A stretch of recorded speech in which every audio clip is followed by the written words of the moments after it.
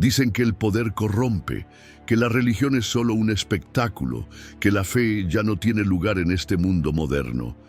Pero, ¿y si te dijera que detrás de los muros del Vaticano no solo hay oro y secretos, sino también caídas, traiciones, luchas internas y heridas profundas? Esta no es solo la historia de papas y catedrales, es la historia de una institución que cayó muchas veces y se levantó otras tantas. Una historia que, en el fondo, es muy parecida a la tuya, marcada por errores, silencios, pero también por esperanza, porque si el Vaticano, el país más pequeño del mundo, pudo sobrevivir a guerras, imperios y escándalos, quizá tú también puedas levantarte de lo que hoy te duele. Quédate, porque lo que estás a punto de ver no es solo historia, es una llamada a reencontrarte con lo que realmente importa. Antes de comenzar, si alguna vez sentiste que el mundo va demasiado rápido, que hemos perdido lo sagrado, lo profundo, lo que realmente importa, entonces este canal es para ti. Suscríbete ahora y activa la campanita, porque aquí contamos las historias que otros han olvidado y lo hacemos desde el alma. Y déjame un comentario con esta frase: yo también necesito reencontrarme con lo esencial. Con ese simple gesto, estás ayudando a que este video llegue a más personas. Personas que quizás hoy estén perdidas y necesiten esta historia tanto como tú. Un humilde comienzo.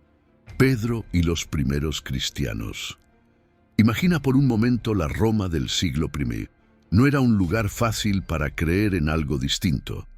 Era el centro del imperio más poderoso del mundo, lleno de templos dedicados a dioses como Júpiter, Marte o Apolo. Allí, en medio de tanta grandeza pagana, nació un pequeño movimiento que cambiaría la historia para siempre: el cristianismo. Todo comenzó con un hombre llamado Pedro, un pescador de Galilea, discípulo directo de Jesús de Nazaret. Después de la muerte y resurrección de Jesús, Pedro viajó hasta Roma, convencido de que debía predicar allí el mensaje de su maestro. Roma no era solo una ciudad, era el corazón del mundo antiguo. Si el mensaje de Cristo podía echar raíces, allí podía florecer en todo el mundo. Pero predicar a Jesús en Roma era peligroso. Los cristianos eran vistos como una amenaza para el orden establecido. Se negaban a adorar al emperador como un dios, y eso era considerado traición. Por eso fueron perseguidos, arrestados y muchos ejecutados de forma brutal. Según la tradición, Pedro fue arrestado durante la persecución de los cristianos bajo el emperador Nerón. Y no solo eso, fue condenado a morir en una cruz. Pero Pedro, lleno de humildad, pidió algo sorprendente: ser crucificado cabeza abajo, porque no se consideraba digno de morir como su maestro. Su martirio ocurrió, según se cree, en el año 64 d.C., en una zona llamada la Colina del Vaticano, un lugar entonces alejado del centro urbano, rodeado de huertos y cementerios. Allí, en esa tierra donde su sangre fue derramada, sus seguidores lo enterraron, una tumba sencilla, oculta como muchas otras, pero con el tiempo, ese lugar se convirtió en un santuario. Los primeros cristianos visitaban su tumba en secreto, dejaban inscripciones, oraban, encendían lámparas de aceite. Y aquí está lo fascinante: ese pequeño sepulcro, humilde y escondido, sería siglos más tarde el centro espiritual de millones de personas en todo el planeta, porque donde hoy se levanta la Basílica de San Pedro, la más imponente iglesia del mundo cristiano, está justo debajo del altar mayor la tumba de ese pescador, de ese hombre que con fe, palabras y sacrificio ayudó a construir los cimientos de lo que un día sería el Vaticano. Así comienza nuestra historia, con una tumba, con una fe perseguida y con una promesa de que incluso los comienzos más pequeños pueden cambiar el destino del mundo. 2. De mártires a poderosos, el auge del cristianismo en Roma. Tras la muerte de Pedro, y de muchos otros mártires, los cristianos no desaparecieron. Al contrario, su fe se fortaleció. Roma pensó que aplastando a los seguidores de Jesús acabaría con el problema, pero se equivocaron, porque con cada muerte, con cada sacrificio, el cristianismo se hacía más fuerte. Durante los siglos II y III, miles de cristianos murieron en los coliseos, quemados vivos o lanzados a las fieras. Pero, a pesar de todo, las comunidades cristianas crecían en secreto en las catacumbas, en los hogares humildes. Era un movimiento silencioso pero imparable. Algo diferente estaba naciendo en el corazón del imperio, y entonces llegó un momento que lo cambiaría todo. En el año 312 después de Cristo, el general Constantino luchaba por el control del imperio. En la víspera de una gran batalla, según la tradición, tuvo una visión. Vio una cruz en el cielo con la frase en latín «In hoc signo vinces», que significa «con este signo vencerás».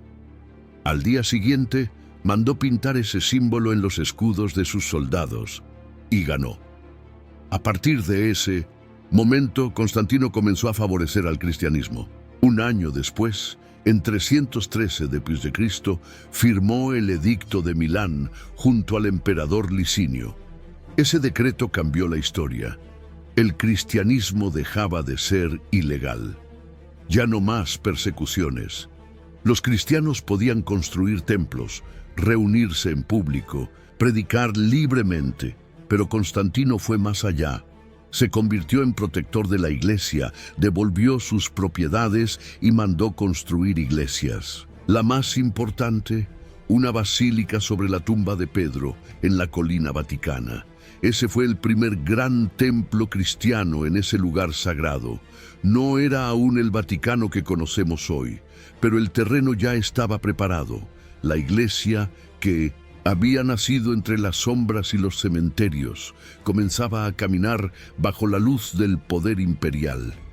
Y aunque en ese momento el Papa no tenía ejércitos ni tierras, algo estaba claro: Roma ya no sería la misma. El cristianismo, una vez perseguido, se convertiría pronto en la religión oficial del imperio, algo que ocurriría oficialmente en el año 380 d.C. Bajo el emperador Teodosio I el Vaticano aún no existía como Estado, pero su corazón, la tumba de Pedro, comenzaba a latir con fuerza. La iglesia crecía, el Papa ganaba autoridad espiritual, y lo que había empezado como un pequeño movimiento en Galilea ahora tenía su centro en Roma, la capital del mundo antiguo. La historia estaba dando un giro inesperado.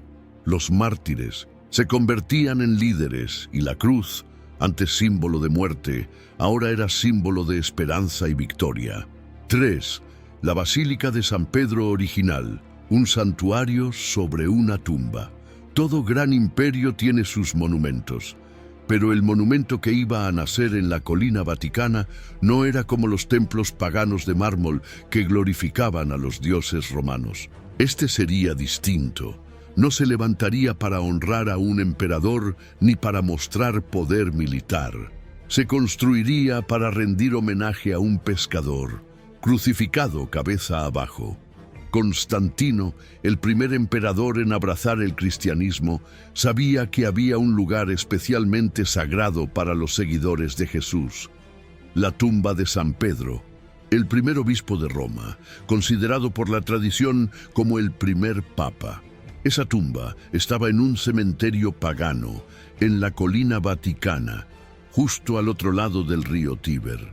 Era un lugar discreto, casi olvidado, pero lleno de significado para la comunidad cristiana. Entre los años 309 y 333 d.C., Constantino ordenó construir allí un templo monumental, la primera Basílica de San Pedro. Para lograrlo, se tuvo que hacer algo audaz: nivelar una colina y enterrar parte del antiguo cementerio romano, algo que iba en contra de las costumbres romanas. Pero esta obra no era común. Era un acto de fe y también un gesto político. El emperador Quería dejar claro que el cristianismo tenía ahora un lugar central en el imperio. La basílica era impresionante para su época. Tenía 5 naves, columnas de mármol y un gran atrio abierto. En el centro del altar mayor, directamente sobre la tumba de Pedro, se colocó un baldaquino para marcar el lugar más sagrado del edificio. Los peregrinos venían de todas partes del mundo cristiano para orar allí, tocar el suelo donde el apóstol había sido sepultado y fortalecer su fe. Pero más allá de la arquitectura, lo importante era el símbolo. Esa iglesia mostraba que la iglesia cristiana no solo había sobrevivido, había echado raíces profundas. Lo que antes era clandestino, ahora era monumental. Donde antes había tumbas escondidas, ahora había columnas y luz. Durante siglos, esta primera basílica de Mont-de-Saint, San Pedro, fue el corazón espiritual de la cristiandad. Allí fueron coronados papas, celebradas grandes ceremonias y enterrados santos. Era más que un edificio. Era la voz de una fe que había cruzado el desierto de la persecución y había llegado a la cima del imperio. Y así, sobre una tumba, nació una iglesia. Y en torno a esa iglesia, con el paso de los siglos, nacería el Vaticano. Pero antes de llegar a eso, la figura del Papa comenzaría a transformarse, de pastor espiritual a una figura con poder político real. 4. El Papa como figura política. Los comienzos del poder temporal. Durante los primeros siglos del cristianismo, los obispos de Roma, lo que hoy llamamos papas, eran vistos como líderes espirituales, pastores de la fe, guías de una comunidad en crecimiento. Pero a medida que el Imperio Romano comenzó a debilitarse, algo inesperado ocurrió. La Iglesia llenó el vacío que dejaba el poder imperial. Imaginemos el escenario. El Imperio Romano de Occidente se tambaleaba. Las invasiones bárbaras azotaban las ciudades, los emperadores caían uno tras otro, y la autoridad civil ya no podía garantizar ni la paz ni la organización del día a día. Fue entonces cuando los papas empezaron a asumir un rol que iba más allá de lo religioso. Uno de los momentos más importantes fue el pontificado de León I, conocido como León Magno, en el siglo V, cuando Atila el Huno, uno de los invasores más temidos de la historia, marchaba hacia Roma.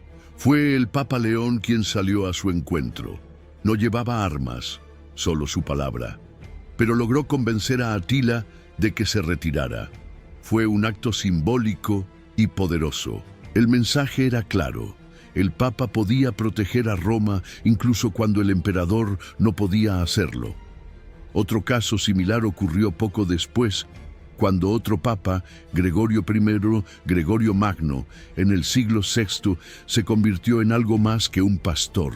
En medio del caos, se encargó de organizar el cuidado de los pobres, administrar tierras, enviar misioneros a evangelizar Europa y hasta negociar con reyes y tribus bárbaras.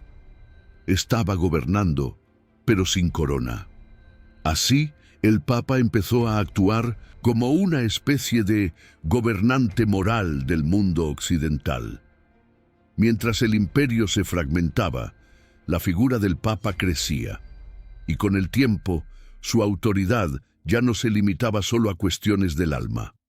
Por supuesto, esto no ocurrió de la noche a la mañana. Fue un proceso largo, complejo, lleno de conflictos e influencias. Pero lo cierto es que la silla de San Pedro ya no era solo un trono espiritual, era también un centro de poder, un poder que no usaba ejércitos ni castillos, aún, pero que hablaba con reyes, influía en guerras, decidía el destino de pueblos enteros. Era el comienzo de una nueva etapa. Una etapa en la que el Papa se convertiría no solo en el líder de los creyentes, sino también en una figura política clave de la Europa medieval. Y ese poder seguiría creciendo hasta tomar forma en un estado propio, los estados pontificios. Un momento. Si llegaste hasta aquí es porque esta historia te está tocando el corazón, ¿verdad? Entonces, haz una pausa rápida y verifica si ya estás suscrito al canal. Y si no lo estás, este es el momento perfecto. Además, comparte este video con alguien que necesite escucharlo. Con ese pequeño acto, estás ayudando a que esta historia llegue a más personas. Personas que quizás estén buscando sentido, esperanza o una señal para volver a empezar. Sigamos, que lo mejor aún está por venir. 5. El nacimiento de los estados pontificios. Imagina esto, un líder religioso que, además de guiar a millones de fieles, gobierna ciudades, administra impuestos, tiene ejércitos y firma tratados con reyes. Suena extraño, ¿verdad? Pero eso, y fue exactamente lo que pasó con los papas durante la Edad Media. Fue un giro histórico que transformó por completo el papel del Vaticano en Europa. Volvamos al siglo VIII. Roma y las regiones vecinas estaban bajo constante amenaza, sobre todo de los lombardos, un pueblo germánico que avanzaba sin piedad por la península itálica. El emperador de Bizancio, el heredero oriental del Imperio Romano, que teóricamente debía proteger a Roma, estaba demasiado lejos y con otros problemas. Entonces, ¿quién iba a defender la ciudad eterna? Aquí entra en escena un personaje clave, el Papa Esteban II. En un acto de diplomacia audaz, viajó al norte de Europa para pedir ayuda al rey de los francos, Pipino el Breve, padre de Carlomagno. Fue una decisión arriesgada, pero cambió la historia. Pipino no solo respondió con tropas para defender Roma, sino que hizo algo aún más importante. Donó al Papa vastos territorios en el centro de Italia. Esta donación, conocida como la Donación de Pipino, ocurrió en el año 756 d.C. y es considerada el acto fundacional de los estados pontificios. ¿Qué significaba esto? Que el Papa ya no era solo un pastor espiritual, ni una figura de influencia moral. Ahora era un jefe de Estado, un soberano con tierras bajo su control directo. Gobernaba sobre ciudades como Roma, Rávena, Perugia y muchas más. En el corazón de Italia era un poder real, tangible, con fronteras, monedas, leyes y ejército. Durante más de 1000 años, estos estados pontificios formarían una parte fundamental del mapa europeo. Fueron tiempos de gloria, pero también de conflictos. El Papa tenía que lidiar no solo con cuestiones religiosas, sino con rebeliones, guerras, conspiraciones, como cualquier otro monarca. Y con el tiempo, esta mezcla de poder espiritual y político fue despertando tensiones. ¿Debería un líder religioso involucrarse en asuntos tan terrenales? ¿Se puede servir a Dios y al mismo tiempo manejar un Estado? Eran preguntas que surgirían con más fuerza en siglos posteriores. Pero en aquel momento, lo importante era que el Papa ya no solo hablaba desde el púlpito, ahora también hablaba como gobernante desde un palacio. Y esos palacios, poco a poco, fueron enriquecidos y embellecidos, porque lo que venía después era un tiempo de esplendor, de arte, fe y belleza. 6. Arte y espiritualidad, el renacimiento y la grandeza del Vaticano. Después de siglos de guerras, cruzadas, luchas por el poder y desafíos políticos, el Vaticano vivió uno de sus momentos más brillantes y quizás más sorprendentes. El Renacimiento fue una época de redescubrimiento en la que Europa volvió su mirada a la filosofía, la ciencia y el arte de la antigüedad, pero con una visión cristiana. Y en el centro de todo esto estaba el Papa. Durante los siglos XV y XVI, los papas dejaron de ser solo líderes espirituales o monarcas territoriales. Se convirtieron también en grandes mecenas del arte. Entendieron que la belleza podía ser una forma de acercarse a lo divino, que una pintura, Una escultura o un edificio no eran solo objetos, sino instrumentos para tocar el alma humana, y así empezaron a llamar a su lado a los mayores genios que ha dado la humanidad. Uno de los primeros fue Donato Bramante, quien fue elegido por el Papa Julio II para diseñar una nueva Basílica de San Pedro. La antigua, construida por Constantino, ya estaba deteriorada, y el Papa soñaba con un templo que estuviera a la altura de la gloria de Dios y de la Iglesia. Bramante propuso una estructura monumental en forma de cruz griega, con una gran cúpula central. Sería el edificio más ambicioso jamás intentado por la Iglesia, pero la historia no termina ahí. A la muerte de Bramante, Miguel Ángel, ya famoso por su escultura de El David en Florencia, fue llamado al Vaticano. Aunque al principio se resistió, él se consideraba escultor, no arquitecto ni pintor. Terminó aceptando una de las tareas más impresionantes jamás asignadas a un artista: pintar el techo de la Capilla Sixtina. Lo que Miguel Ángel hizo allí no tiene comparación. Durante 4 años, solo, subiendo y bajando andamios, pintó con sus propias manos escenas del Génesis, la creación de Adán, el diluvio, los profetas. Una obra que no solo es arte, es una experiencia espiritual. Años después, también pintaría el impresionante juicio final en el altar de esa misma capilla.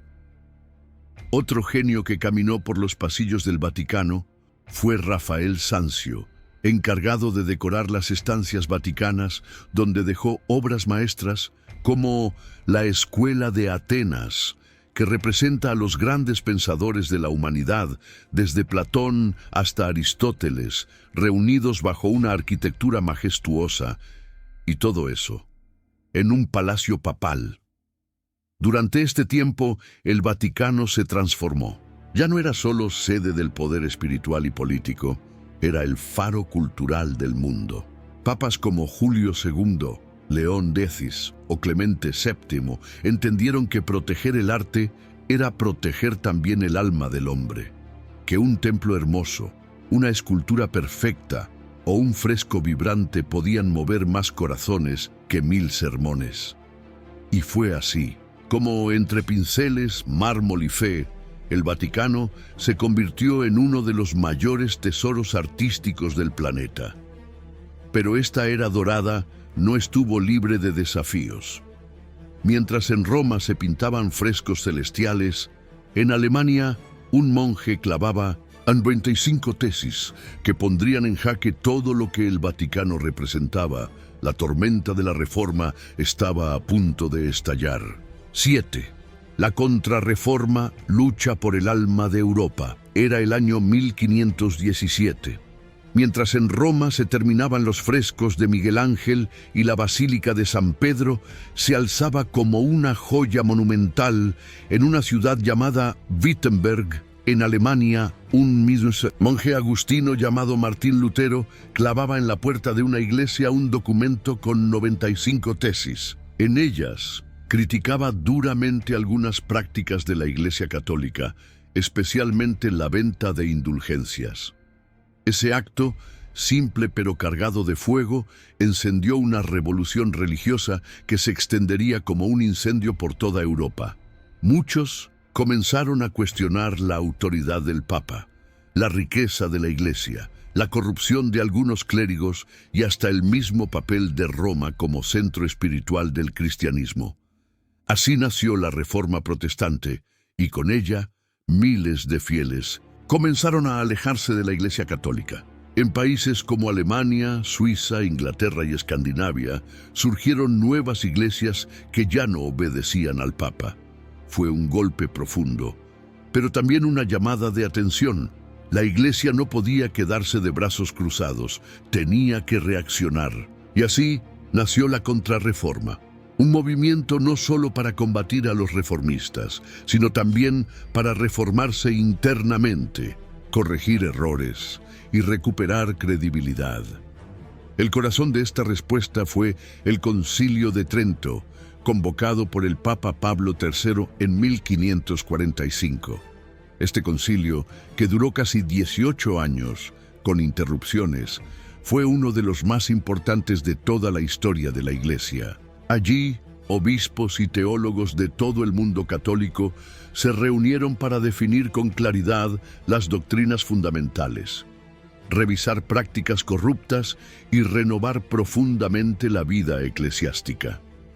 Entre las decisiones más importantes del concilio estaban reafirmar la autoridad del Papa, confirmar la importancia de la tradición junto con la Biblia, renovar la formación de los sacerdotes en seminarios, combatir la venta de indulgencias, fomentar una vida más austera y ejemplar en el clero. Además, nació una poderosa herramienta espiritual y educativa, la Compañía de Jesús, fundada por San Ignacio de Loyola. Los jesuitas se convirtieron en soldados de la fe, educadores, misioneros, consejeros de reyes. Su influencia se sentiría en universidades, cortes reales y rincones lejanos del mundo. El Vaticano, mientras tanto, se reafirmaba como el bastión de la fe católica.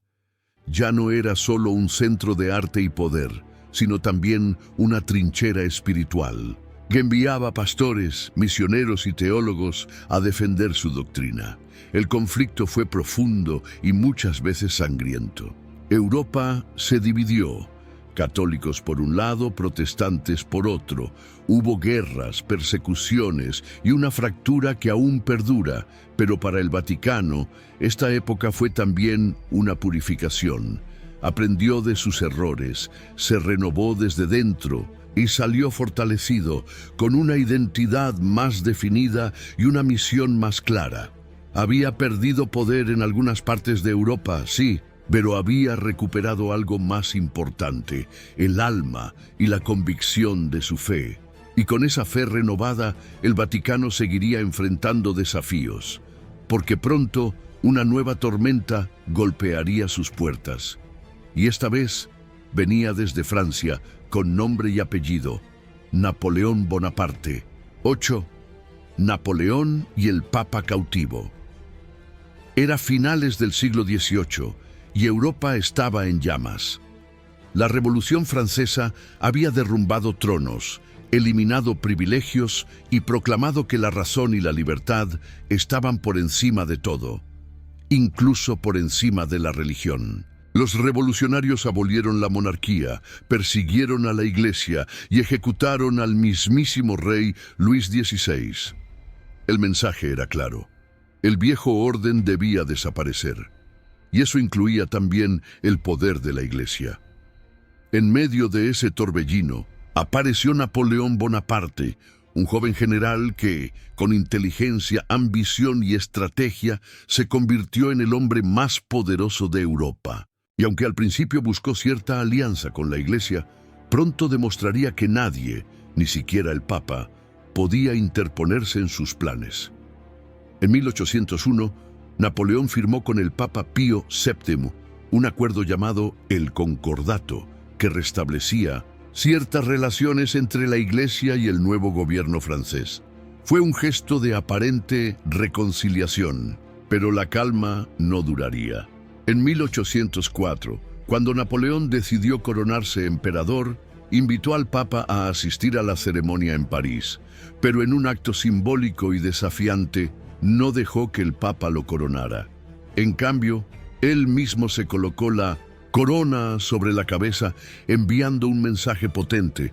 Su poder no venía de Dios ni de Roma, sino de él mismo. La tensión fue creciendo. Cuando el Papa se negó a seguir algunas órdenes de Napoleón, el emperador no dudó. Invadió los estados pontificios, los incorporó a su imperio y en 1809 ordenó arrestar a Pío VII, quien fue llevado prisionero a Francia. El Papa, prisionero de un emperador. Durante casi 5 años, Pío VII estuvo cautivo, primero en Grenoble, luego en Savona y Fontainebleau. Fue un tiempo de soledad, humillación y presión constante. Napoleón quería que el Papa firmara un nuevo acuerdo que hiciera de la Iglesia una simple herramienta del imperio. Pero el Papa resistió. Finalmente, cuando Napoleón fue derrotado y enviado al exilio en 1814, el Papa pudo regresar a Roma. Su regreso fue triunfal, recibido por multitudes como un símbolo de fe inquebrantable frente al poder arrogante. Pero el daño estaba hecho. Los estados pontificios habían sido debilitados. El mapa de Europa ya no era el mismo, y muchas monarquías tradicionales ya no confiaban ciegamente en Roma. Aún así, el Papa había sobrevivido a uno de los hombres más temidos de la historia, y eso reafirmó su autoridad moral ante el mundo. Sin embargo, nuevas revoluciones vendrían, nuevas ideas, nuevos ejércitos, nuevas amenazas, y el Vaticano tendría que adaptarse una vez más, o desaparecer, porque pronto la unificación de Italia llegaría como una avalancha y pondría en jaque el poder político del Papa como nunca antes. Espera un segundo. Si esta historia te está haciendo pensar, si algo dentro de ti se está moviendo, suscríbete ahora mismo al canal y deja tu me gusta. Puede parecer un simple clic, pero con ese gesto estás ayudando a que este mensaje llegue a muchas más personas. Personas que, como tú, tal vez estén buscando respuestas, consuelo o simplemente entender su lugar en el mundo. Gracias por estar aquí. Y ahora sí, seguimos con esta historia que aún no ha terminado. 9. El fin de los estados pontificios y la cuestión romana. Durante más de 1000 años, los papas no solo lideraron la Iglesia, también gobernaron como reyes. Tenían ejércitos, administraban territorios y firmaban tratados como cualquier otro monarca europeo. Pero en el siglo XIX, ese mundo medieval comenzó a derrumbarse. Mientras Europa avanzaba con revoluciones industriales, movimientos liberales y nacionalismos, Italia, entonces dividida en pequeños reinos, ducados y estados como los pontificios, soñaba con unificarse bajo una sola bandera. Era el gran proyecto de hombres como Giuseppe Garibaldi, Giuseppe Mazzini y el conde de Cavour, que veían en Roma no solo una ciudad sagrada, sino la futura capital de una nueva nación. Y en medio de todo esto, estaba el Papa. A medida que el movimiento de unificación avanzaba, los territorios papales fueron cayendo uno tras otro. Primero el norte, luego el centro, y finalmente solo quedaba Roma y sus alrededores, defendidos por un pequeño ejército papal y apoyados por tropas francesas, que protegían al Papa por razones políticas y religiosas. Pero en 1870, todo cambió. Francia, en guerra contra Prusia, retiró sus tropas de Roma.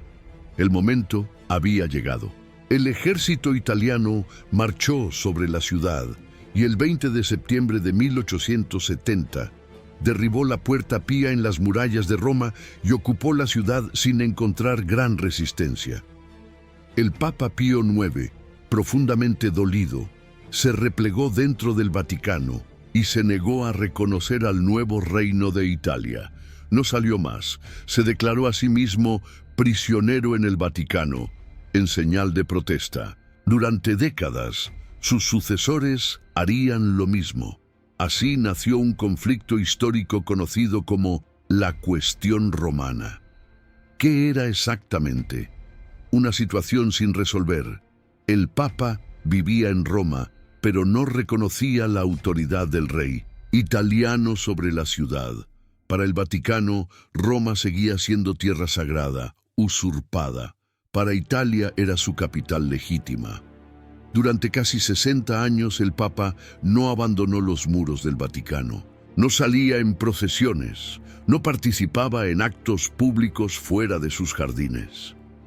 La tensión era tal que los papas ni siquiera miraban por las ventanas que daban hacia la ciudad. Mientras tanto, el Vaticano seguía funcionando como centro espiritual del mundo católico, pero había perdido su poder territorial. Ya no gobernaba tierras, ni cobraba impuestos, ni tenía ejército. Era un líder sin Estado. Pero el Papa no estaba derrotado.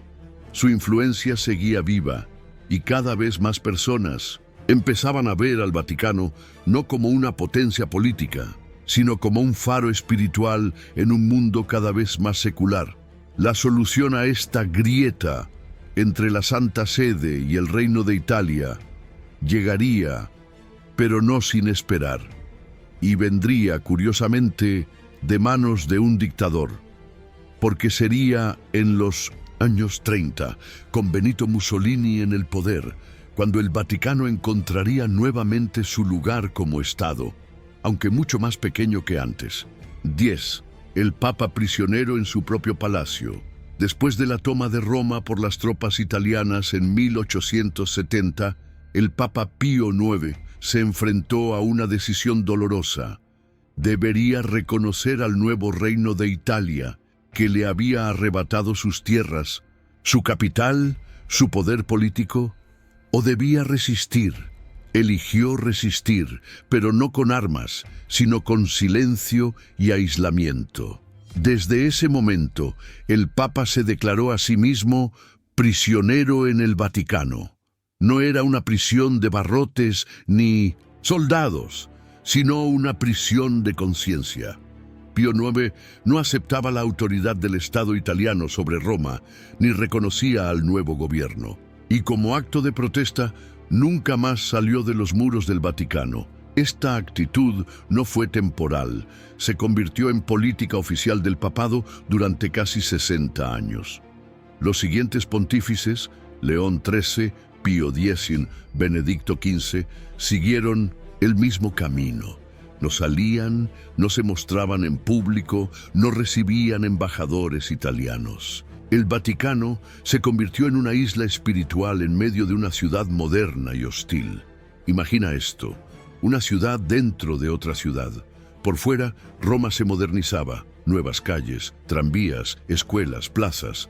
Por dentro, en el Vaticano, el Cinto Septium, Papa caminaba solo por los jardines, celebraba misa en capillas privadas y se mantenía en contacto con el mundo a través de cartas, enviados y periódicos.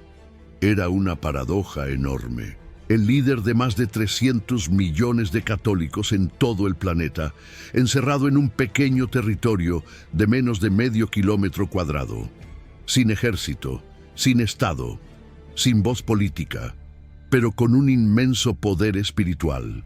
Y aunque muchos pensaban que esa etapa llevaría al fin del papado como figura internacional, ocurrió lo contrario. Desde el encierro, el Papa fortaleció su papel moral, ganó respeto internacional y se convirtió en un símbolo de resistencia pacífica frente al poder secular. Fue también un tiempo de reformas internas. El Vaticano comenzó a prepararse para el futuro. Mejoró su sistema diplomático, reorganizó la curia, profundizó su acción pastoral global y reforzó su identidad como institución espiritual más allá del poder político. Pero todos sabían que esta situación era insostenible. Italia no podía ignorar eternamente al Vaticano, ni el Vaticano al Estado italiano. Había que encontrar una salida, y esa solución llegaría en 1929, gracias a un acuerdo entre un papa inteligente y un dictador italiano que también quería resolver el conflicto. A su manera, era el momento de firmar paz tras casi 60 años de silencio. Entonces, el nacimiento del Estado del Vaticano, 1929. Durante casi 6 décadas, el Papa vivió en silencio dentro de los muros del Vaticano. Fue un silencio denso, lleno de simbolismo, pero también de tensión. Italia y el Vaticano compartían la misma ciudad, pero actuaban como si no existieran mutuamente. Roma era la capital italiana, pero también el corazón de la Iglesia. Era una convivencia imposible, hasta que llegó un momento inesperado, la firma de paz entre un papa y un dictador. En la década de 1920, Italia estaba bajo el control de Benito Mussolini, líder del régimen fascista. Autoritario, ambicioso y con deseos de consolidar su poder, Mussolini entendía que un conflicto abierto con la Iglesia Católica podía debilitarlo ante el pueblo. El Papa, por otro lado, también sabía que ya no podía permanecer aislado por siempre.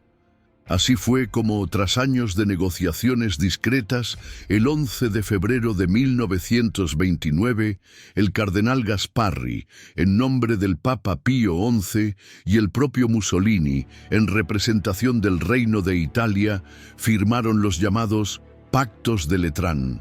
¿Qué contenían estos pactos? Tres cosas fundamentales: el reconocimiento del Estado del Vaticano como un Estado soberano e independiente, con territorio propio dentro de la ciudad de Roma; una compensación económica al Vaticano por la pérdida de los estados pontificios. En 1870, el compromiso de la Iglesia de mantenerse neutral en los asuntos políticos del Estado italiano y de no interferir en la administración civil de Italia. Con esta firma nació oficialmente el Estado de la Ciudad del Vaticano, con apenas 44 hectáreas de extensión, el equivalente a unas pocas manzanas. Pero no se trataba de tamaño, sino de lo que representaba: la restauración de la dignidad internacional del papado como institución soberana, sin necesidad de gobernar grandes territorios. El Vaticano se convirtió, así, en el país más pequeño del mundo, pero con una influencia que ninguna otra nación podría igualar. Tenía su propio sistema postal, su cuerpo de seguridad, la Guardia Suiza, su estación de tren, su moneda. El Vaticano emitió liras vaticanas y su bandera blanca y amarilla. Más aún, el Papa, a partir de entonces, no solo sería jefe de la Iglesia, también sería jefe de Estado, con plenos derechos diplomáticos. Esto permitió al Vaticano abrir embajadas, firmar acuerdos internacionales y establecer relaciones con países de todo el mundo. El nuevo Estado no tenía ambiciones territoriales ni militares. No buscaba poder político en el sentido tradicional. Su misión era clara: ser el centro espiritual del catolicismo, un faro de paz, moral y fe, en medio de un mundo en constante conflicto. Pero si bien la independencia estaba asegurada, el mundo no tardaría en entrar en una nueva pesadilla: la Segunda Guerra Mundial, un conflicto en el que el Vaticano tendría que caminar con extremo cuidado entre la neutralidad y el deber moral. 12. Segunda Guerra Mundial. Neutralidad, silencio y polémica. Era el año 1939. Europa se preparaba, sin saberlo del todo, para entrar en la guerra más devastadora de toda su historia. Ese mismo año, en marzo, moría el Papa Pío XI, y poco después era elegido su sucesor, el cardenal Eugenio Pacelli, que pasaría a la historia como Pío XII. Su elección no fue casual. Pacelli era un hombre inteligente, diplomático, con una larga experiencia en relaciones internacionales. Había sido nuncio en Alemania y conocía perfectamente el ascenso del nazismo.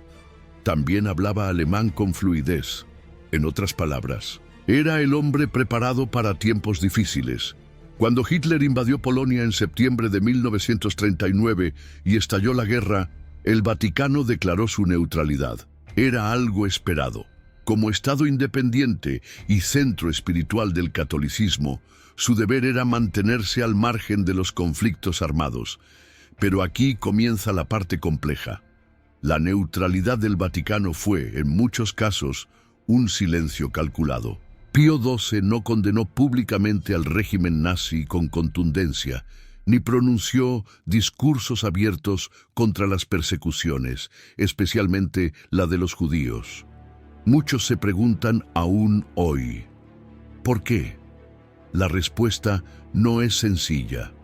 Desde el Vaticano Se argumentó que un pronunciamiento directo habría provocado represalias brutales contra los católicos en los países ocupados, especialmente en Alemania y Polonia. También se temía que cualquier declaración encendiera más violencia. Sin embargo, en silencio, el Vaticano ayudó en muchas formas. Refugió a miles de judíos en iglesias, conventos y monasterios. Emitió pasaportes falsos o certificados bautismales para salvar vidas. Actuó como canal diplomático entre gobiernos en guerra. Transmitió información humanitaria a través de su red mundial de parroquias y nuncios. Uno de los actos más impresionantes fue la apertura de las puertas del propio Vaticano y de Castel Gandolfo, la residencia papal de verano, para acoger a familias judías perseguidas durante la ocupación nazi de Roma entre 1943 y 1944. Incluso en los sótanos del Vaticano se escondieron personas bajo riesgo de ser descubiertas. Aún así, muchos criticaron, y todavía critican, a Pío XII por no alzar la voz con más fuerza. En contraste, otros lo defienden como un hombre que actuó con cautela para evitar un mal mayor. La polémica persiste hasta hoy. Tras la guerra, líderes judíos y aliados agradecieron la labor discreta del Papa. El propio Golda Meir, futura primera ministra de Israel, lo elogió en 1958 por haber alzado su voz por las víctimas. Pero con el paso del tiempo, nuevos documentos, interpretaciones y testimonios pusieron su papel en entredicho. Lo cierto es que el Vaticano vivió aquellos años con angustia, prudencia y un delicado equilibrio. En medio de la mayor tragedia del siglo XX, el Papa caminó una cuerda floja entre la compasión y la prudencia diplomática. Y cuando la guerra terminó, el mundo ya no era el mismo. Europa estaba destruida, el mapa político había cambiado y comenzaba otra gran tensión global, la Guerra Fría. Pero el Vaticano, lejos de apagarse, estaba a punto de iniciar una revolución interna como no se había visto desde la Edad Media. Un pequeño alto en el camino. Si esta historia te está emocionando, si sientes que algo de esto también habla de ti, comparte este video, dale me gusta y no te olvides de suscribirte y activar la campanita. Con eso, no solo ayudas al canal, estás ayudando a que este mensaje llegue a más personas que quizá lo necesitan y aún no lo saben. Juntos, podemos hacer que estas historias no se pierdan. Gracias por ser parte. Y ahora, sigamos. Lo más impactante aún está por llegar. Parece el Concilio Vaticano II. Revolución desde dentro. Después de la Segunda Guerra Mundial, el mundo cambió a una velocidad asombrosa. Las ciudades se modernizaban, la ciencia avanzaba, las personas pensaban de forma más crítica y la sociedad exigía respuestas nuevas a preguntas nuevas. Y en medio de todo eso, la Iglesia Católica parecía seguir hablando en latín, con gestos antiguos, rituales inmóviles y distancia del pueblo. Para muchos era como si la Iglesia se hubiera quedado congelada en el tiempo, mirando desde su torre mientras el mundo giraba con fuerza.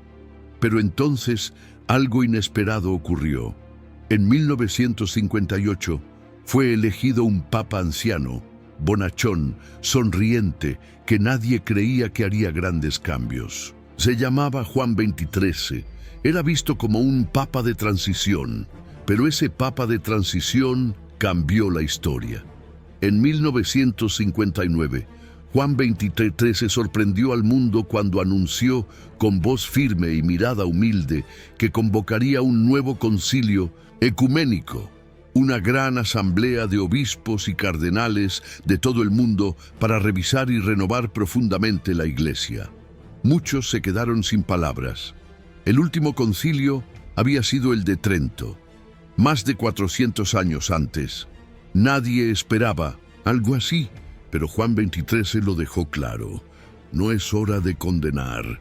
Es hora de abrir las ventanas y dejar que entre aire fresco.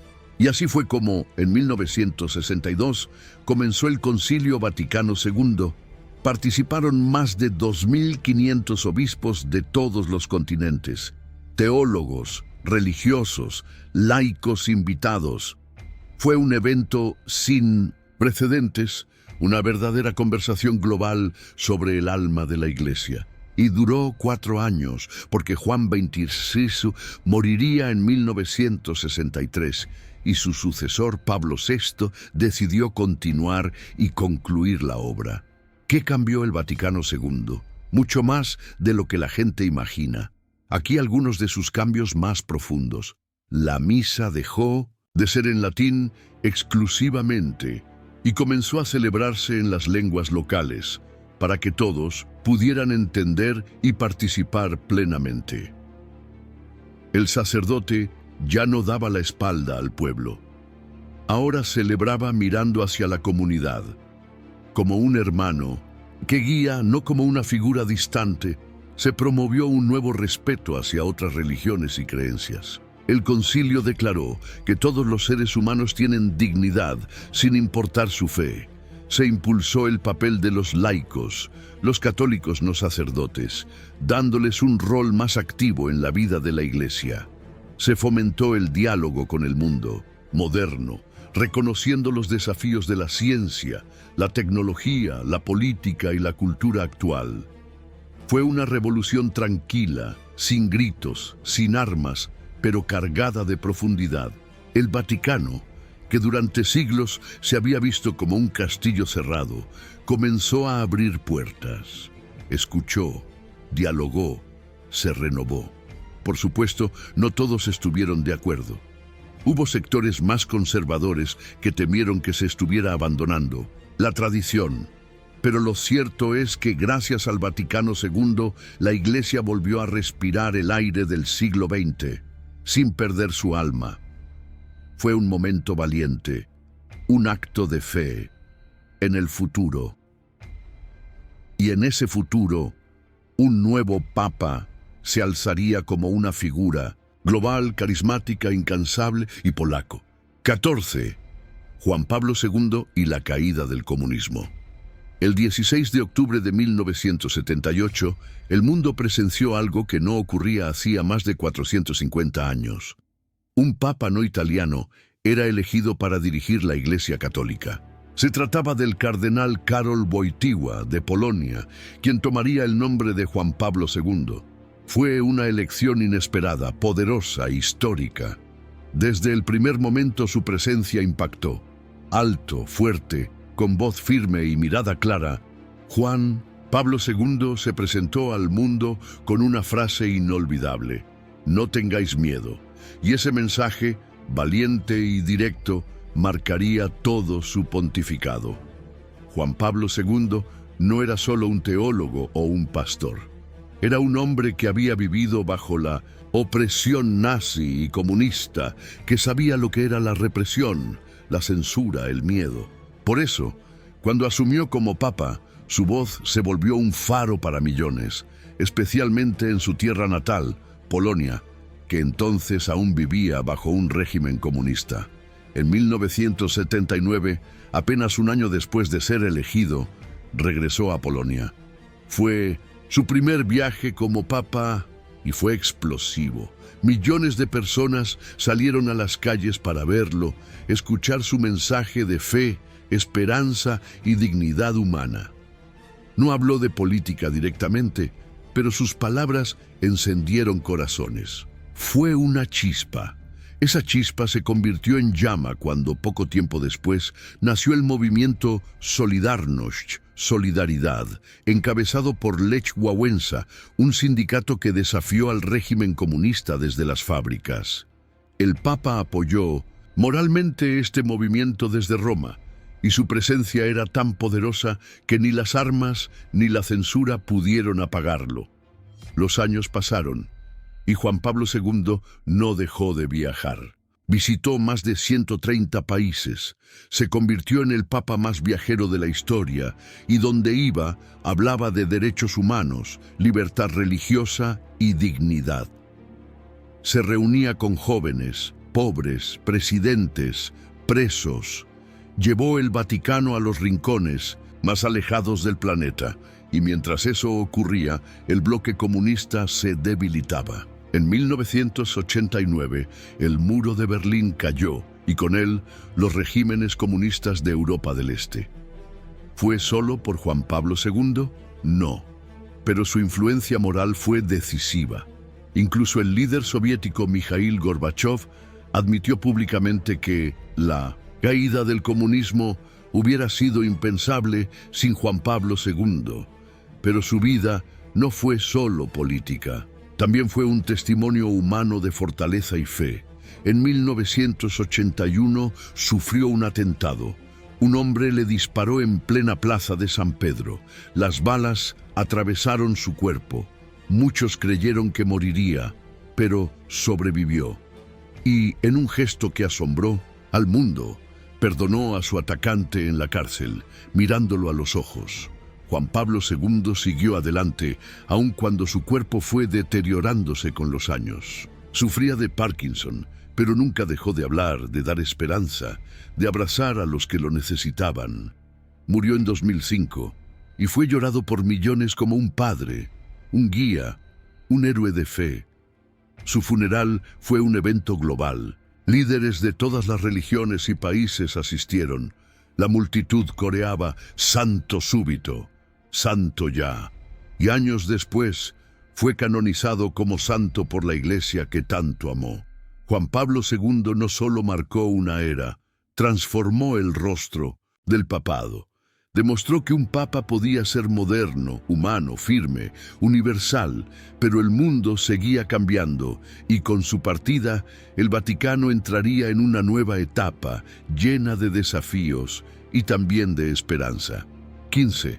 El Vaticano hoy, fe, escándalos y un papa argentino. Tras la muerte de Juan Pablo II en 2005, el Vaticano eligió como sucesor a Benedicto XVI, un teólogo brillante, de pensamiento firme, profundo conocedor de la doctrina católica. Durante su papado, la Iglesia enfrentó uno de sus momentos más oscuros y dolorosos: el escándalo global por los abusos sexuales cometidos por miembros del clero. Casos ocultos durante décadas comenzaron a salir a la luz.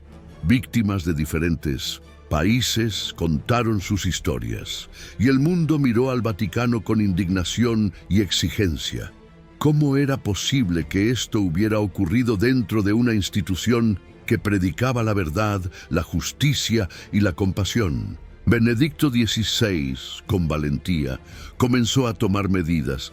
Pidió perdón públicamente, expulsó a cientos de sacerdotes abusadores y abrió los archivos para investigaciones. Pero el dolor ya estaba hecho, y aunque actuó, muchos lo vieron como un papa más académico que pastoral, más reservado que cercano. Entonces ocurrió algo totalmente inesperado.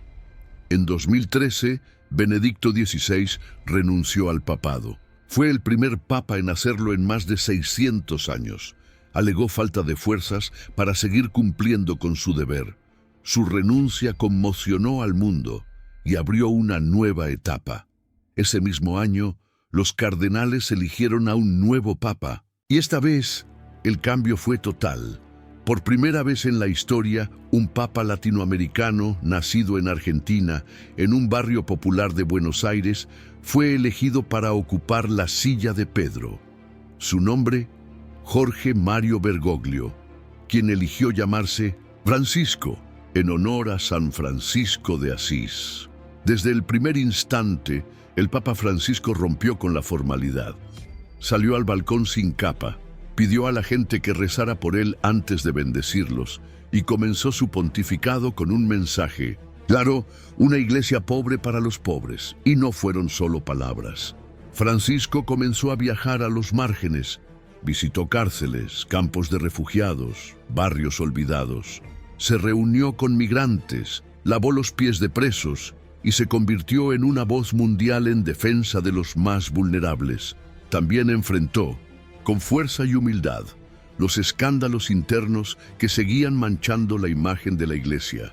Abusos, corrupción financiera, divisiones internas. Habló claro, denunció lo que había que denunciar y pidió una Iglesia menos centrada en el poder y más enfocada en el servicio.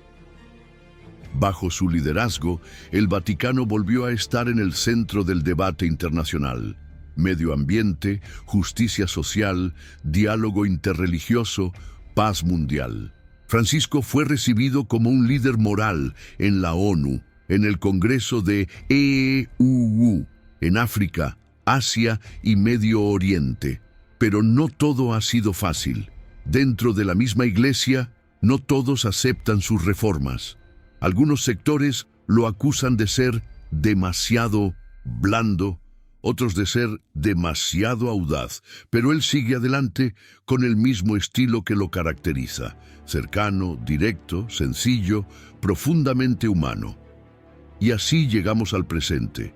Hoy, el Vaticano sigue siendo el país más pequeño del mundo, pero con una voz que resuena en cada rincón del planeta. Un lugar donde se mezclan siglos de historia con los desafíos del siglo XXI. Un símbolo vivo de fe, pero también de lucha, transformación y esperanza.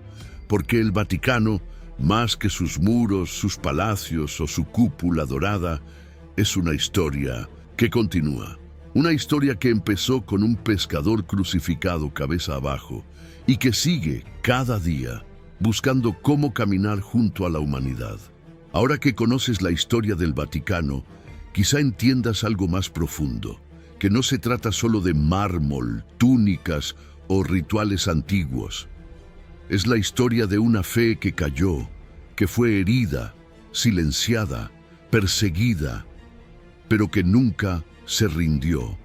Nunca te sentiste así también, como si tu vida hubiera perdido el rumbo, como si lo sagrado se hubiera apagado dentro de ti. El Vaticano nos recuerda que incluso desde la oscuridad más profunda es posible volver a empezar, que la fe, la verdad y la dignidad no dependen del poder, sino del amor, de la constancia y del coraje de no abandonar. Si alguna vez te sentiste perdido, juzgado o cansado del mundo, mira al Vaticano, pequeño en tamaño, pero inmenso en alma. Porque su historia no es solo la suya, es también la tuya. Y aún estás a tiempo de escribir tu próximo capítulo.